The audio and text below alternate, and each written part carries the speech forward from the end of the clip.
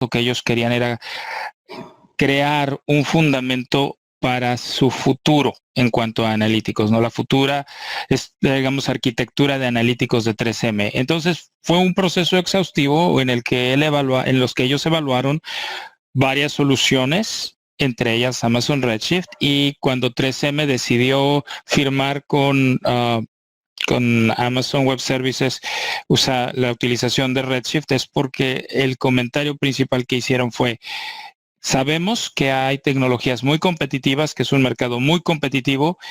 pero creemos que Redshift no solo fue el primero y no solo ha evolucionado en la manera correcta, sino que además conocemos el compromiso que tiene AWS de seguir creando nuevas funcionalidades para Redshift. Entonces, la decisión que ellos tomaron no fue solo basada en las necesidades presentes, sino pensando en el futuro, y que Redshift, la manera en cómo lo hemos llevado, la manera en cómo Amazon Web Services ha evolucionado Redshift,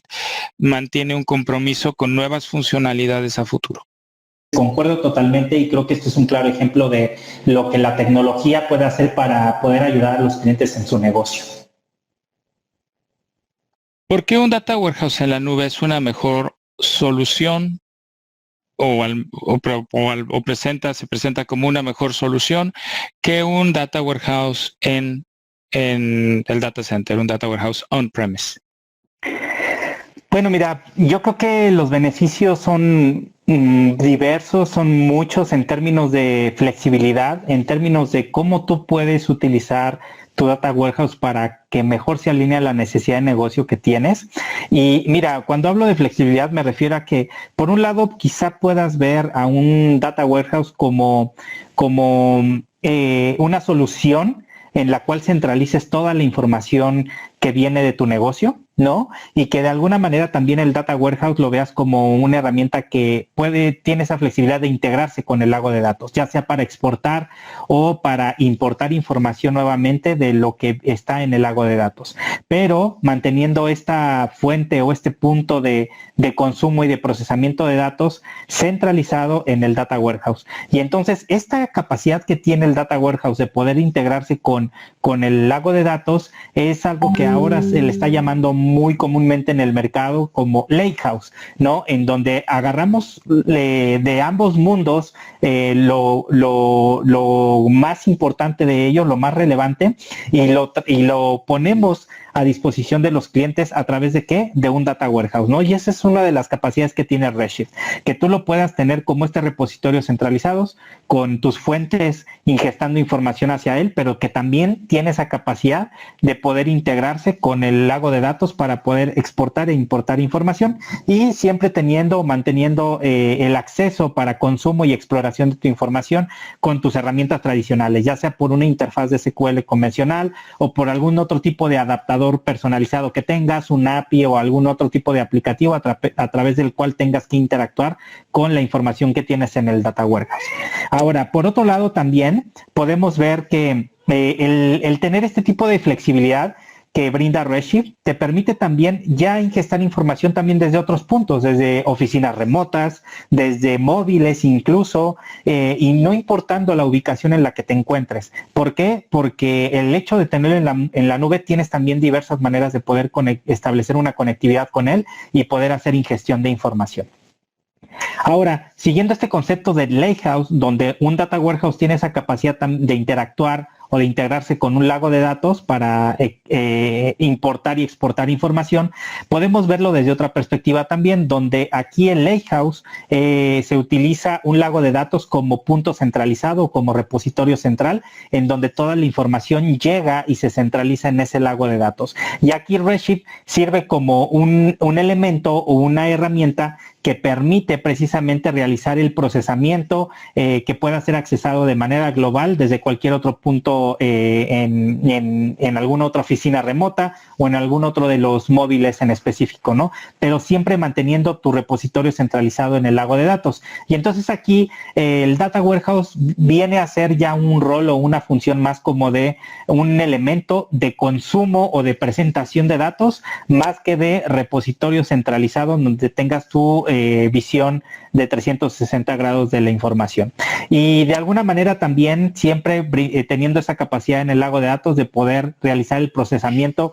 con algunas otras herramientas de Big Data. Entonces, si te fijas, la flexibilidad que brinda este tipo de tecnologías en la nube le da más ventajas a los clientes de adaptar un data warehouse con base en sus necesidades, ya sea como una herramienta que centralice los datos o como una herramienta que extienda las funcionalidades de un lago de datos, ¿no? O sea, Alex, si estoy entendiendo bien, la gran ventaja que nos presenta el tener una solución en la nube y en este caso Redshift, que ha sido diseñado específicamente para poder explotar esta situación de estar en la nube, es que en vez de tener un silo como era en el pasado, fuera en el data center o inclusive un silo en la nube, porque algunas de estas soluciones de data warehouse no fueron específicamente diseñadas para la nube, sino que simplemente fueron implementadas en la nube. Entiendo yo entonces que estamos rompiendo ese silo que era el data warehouse y estamos realmente abriendo los datos para que otras aplicaciones puedan tener acceso, otras aplicaciones y servicios puedan tener acceso a estos datos directamente del lago de datos, y el data warehouse mismo, como otra aplicación más, toma los datos del lago de datos sin bloquear a otras aplicaciones o forzar a otras aplicaciones a tener que comunicarse con, en este caso, Redshift para acceder a los datos. ¿Eso es lo que estoy entendiendo? Así es, esa es la parte, y lo dijiste muy bien, es brindar esta flexibilidad, es brindar esta oportunidad de poder explotar la información, no generar bloqueos, y por otro lado también romper los hilos, ¿no? Que en términos de analítica se han venido dando comúnmente, a veces se ha viciado un poco las áreas de análisis de datos y se han generado muchos hilos, cada área se vuelve muy sensible a compartir su información, pero que de alguna manera eso es lo que abre a los negocios el poder visualizar su información de otra manera y poder generar nuevas oportunidades de negocio, ¿no? Y como lo comentaba también, siempre aprovechando el poder ingestar información desde cualquier tipo de ubicación, ¿no? Y desde cualquier tipo de dispositivo de la cual tú quieras explotar información al respecto. Y entonces, algunos de los beneficios extra, no solamente en términos de flexibilidad que podemos encontrar de Redshift, es que también la escalabilidad que brinda es algo que les permite a los clientes tener la capacidad o los recursos de cómputo y memoria en el momento en que los necesiten, ¿no? Si el día de hoy procesan 10 teras y el día de mañana tienen que procesar 10 petas, tienen esa capacidad de poder escalar la tecnología a su negocio en el momento en que lo necesiten. Por otro lado, la seguridad en términos de datos y cumplimiento es muy importante también, y dependiendo de la industria a veces también es la demanda de compliance que puede llegar a tener. Si es una industria de healthcare, certificaciones como HIPAA son muy importantes. Si estamos hablando de procesamiento de transacciones en alguna aplicación, en alguna solución, todo lo que tiene que ver con transacciones e información sensible tiene que ir con cumplimiento de PCI, etcétera. Y es algo que Redshift cumple con ese tipo de requerimientos. Y como siempre lo hemos comentado en Amazon, la seguridad es número uno y en Redshift no es la excepción. Y finalmente, algo que nosotros nos comprometimos desde el 2012 fue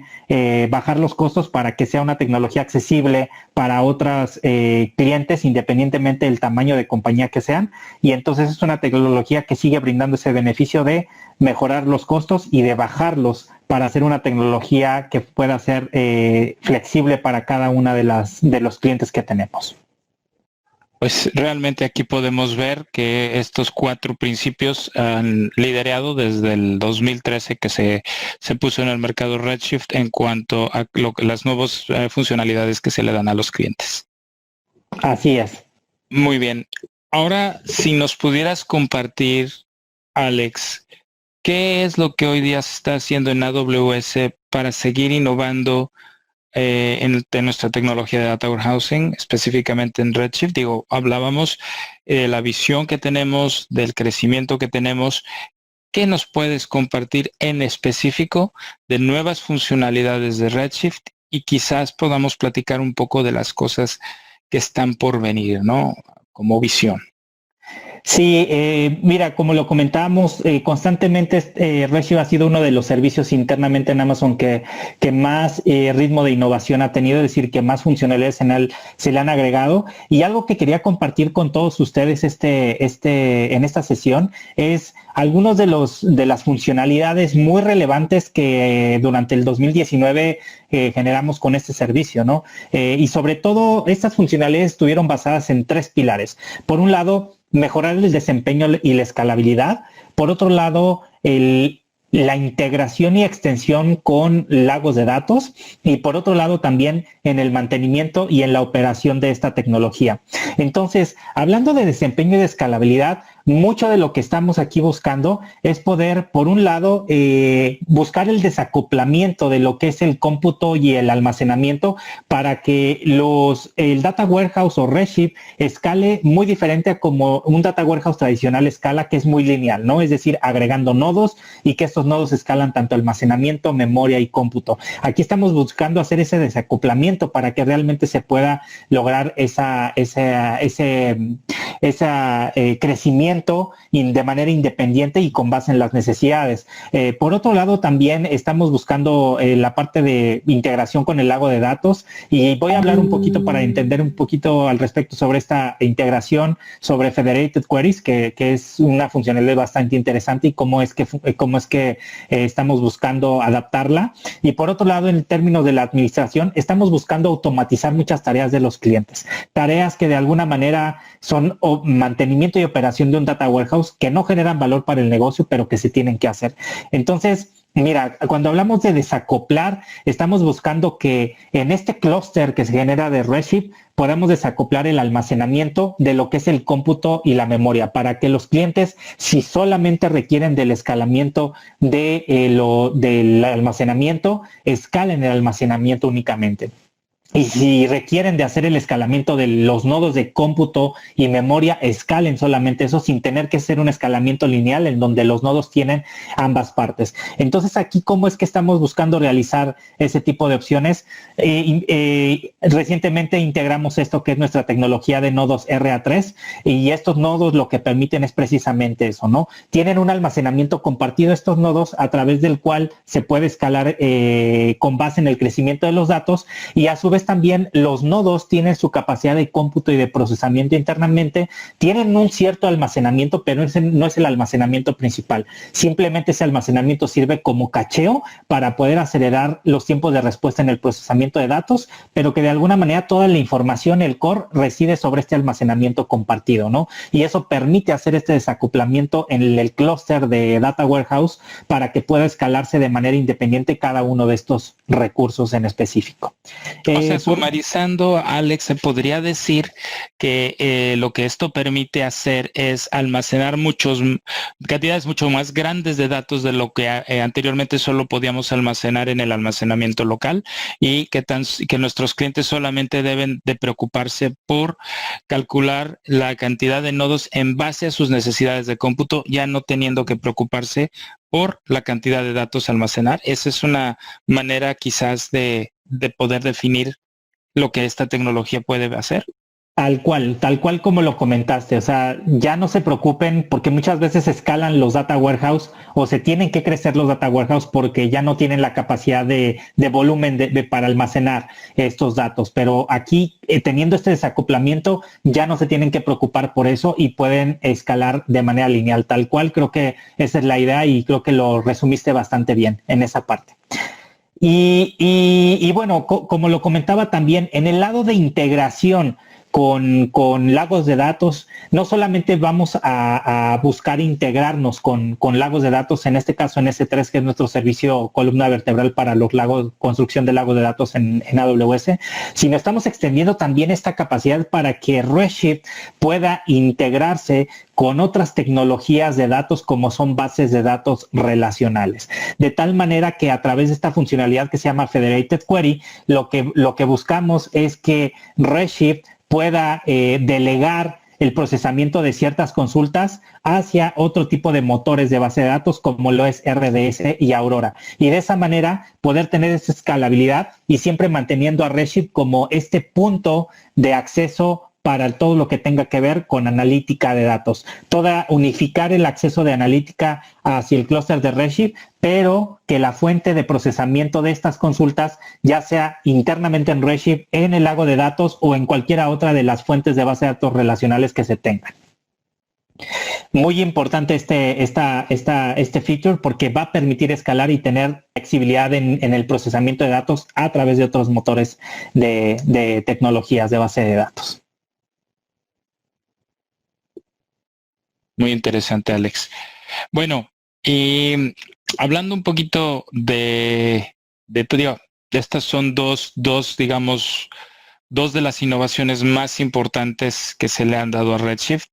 Hay una lista bastante amplia de otras innovaciones que se han dado en los últimos años, como lo que es la concurrencia escalable para poder ajustar de manera automatizada la capacidad de cómputo y otras más, pero bueno, en estos 45 minutos sería muy difícil poder cubrir todas estas funcionalidades, por lo cual creo que es aconsejable que nuestros amigos en la audiencia que estén interesados en saber la lista completa de funcionalidades que se han agregado a Redshift en los últimos, 12 meses, pues se acerquen a su grupo, a su equipo de cuenta local para solicitar platicar más a fondo esto. Pero creo que estas dos funcionalidades son muy importantes porque remarcan el compromiso que tiene Amazon Web Services de hacer a Redshift una tecnología de Data Warehouse que es abierta, que permite que otros servicios puedan ser utilizados para un espectro más amplio de casos de uso.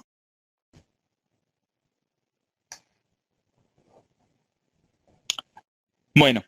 pues realmente es muy interesante, muy emocionante escuchar como decíamos hace unos segundos, lo que son todas estas nuevas funcionalidades que dan a Redshift una alta capacidad de rendimiento y una gran capacidad también de elasticidad